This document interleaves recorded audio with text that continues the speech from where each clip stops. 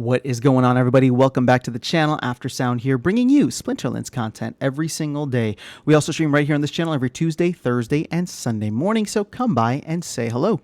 Okay, we are talking about Lux Vega today. Got a huge announcement this morning. Although it was expected, so I don't know, maybe huge is a little dramatic. So we got the information. It was confirmed, even though some people had been talking about it already, what the cost will be. But it looks like the shop page will launch tomorrow, or Tuesday, the 8th of November. And then on the 15th of November at 4 p.m. Eastern Time, 2100 UTC, is when we will have the actual live general sale. Now, if you bought a ticket to Splinterfest, then you will have one reserved for you, and I think you get 7 days to go in and claim it. But for all the ones that are not accounted for, and I think they have that information here, something like 761 are going to be available for the general sale. Those are going to be available to you. And guess what? It's not going to be $1,000 because the pricing has been confirmed for DEC and vouchers, which again, we got verbal confirmation of before, but now it is in a post, and hopefully there's not a proposal before this goes live to change it. So here we go. This is what it's going to look like. I'm genuinely shocked because it's 1,000 USD, right? And the base cost is 1 million DEC. So they are valuing DEC close to, or I'm sorry, at its peg. And right now DEC has gone as close to its peg as it's been in a very long time, a little over 900 Splintoshis.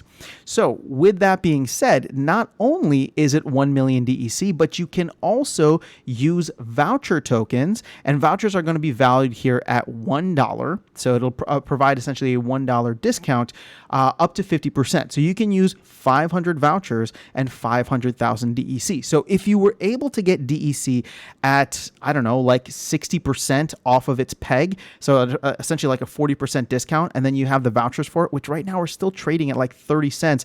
That's a 70% discount on half of Lux Vega. And then the other side is whatever discount you got on DEC.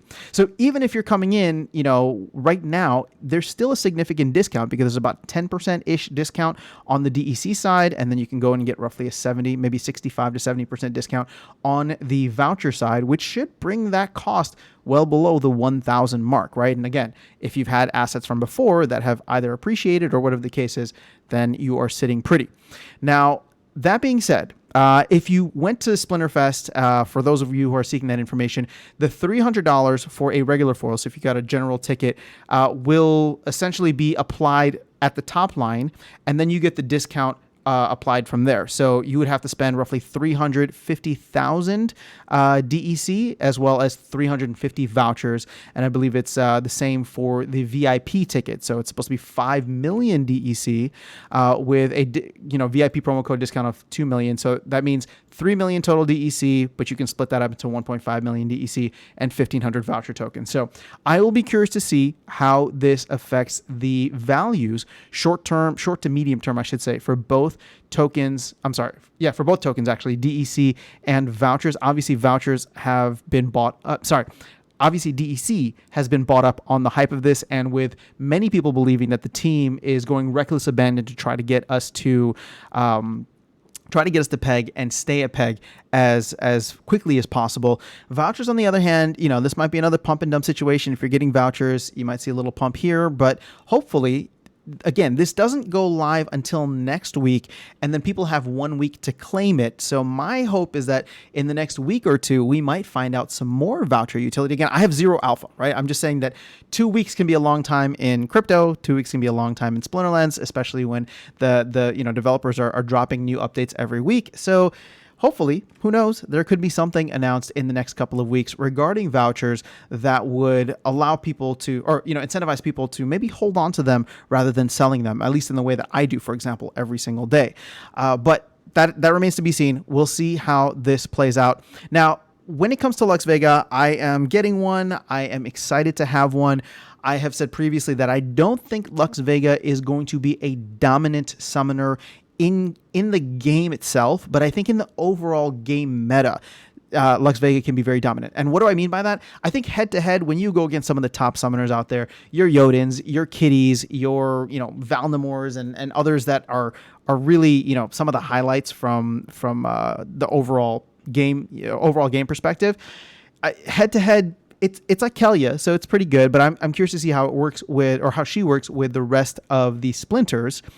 But from a game meta standpoint, I think you are going to see people who don't normally play in Diamond start to be able to get there much more quickly. So for those especially in Silver or Gold that try to stretch, here might be an opportunity where you will have a level, a max level summoner that you will be able to pair with, some of the cheap rewards cards. You max those out and potentially ride it all the way, because the only time, as of right now, the only time that you are not able to use Lux Vega is during a what's it, Little League? Yeah, Little League match. So a Little League match is 4 mana or below, and obviously Lux Vega is going to be 5 mana. So it's only in that rule set that you wouldn't be able to. And I think that there will be a lot of people that will try to get in on this. Again, I don't know what's going to happen. I think it might sell out relatively quickly. I don't think, to me, the appeal of this is the one-of-a-kind nature of it, right? This is the first ever Splinterfest event that has happened. I'm sure they wanted to create a card that was going to be unique in its own way, so I don't think we're going to get a neutral summoner anytime soon.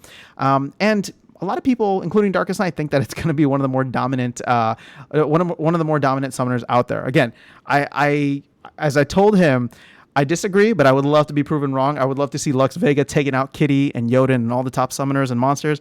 But, even if not, like I said, within the game meta, I think you're going to see this really level up a lot of players who are not able to play at the highest levels currently, which I would consider myself, right? Like, I'm usually in gold, and then halfway through the season or towards the end of the season, I will jump up into Diamond just so that I can get Diamond chests for the rest of the year. I'm sorry, for the following season. I don't know where that came from. I can get Diamond chests for the next season, but I'll usually struggle and stay at the bottom of Diamond 3 until, right at the end of the season, where I will try my best to make a push towards Diamond 2 so that I can start the following season in Gold 2.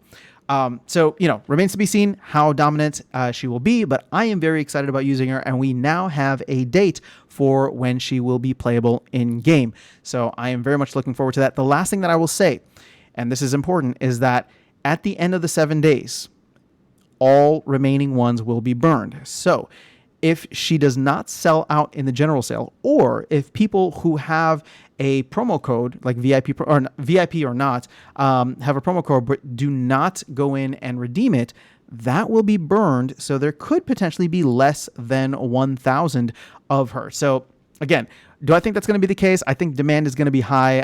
I'm quite bullish on it, and I'm not saying this to like pump you guys up or hype you guys up or make you FOMO in. I just personally want to get it because I think that it'll allow me to play at the higher levels. I think that if I choose not to play with her, she could have decent rental value as well, because I think if I choose not to go with the strategy I just told you about, other people will be, right? And I think the fact that there's only going to be a limited amount might make the rental price good. But again, not financial advice. I'm just saying that I see plenty of benefits, again, which I could be proven wrong on. So we'll see. So that's all I have for you guys in this video. Let me know your thoughts below. If you went to Splinterfest, are you planning to claim it? I mean, you should be, right, at this point. And if you didn't go to Splinterfest, and are you looking to get it? Do you think it's going to be dominant in-game? Do you think it's going to be able to go head-to-head with some of the top summoners and teams out there? Or are you just going to sit this one out? And I'm curious why that would be the case. Genuinely curious. So that's all I have for you guys. Let me know your thoughts in the comments below. I will catch you all in the next video and see you around the game. Take care.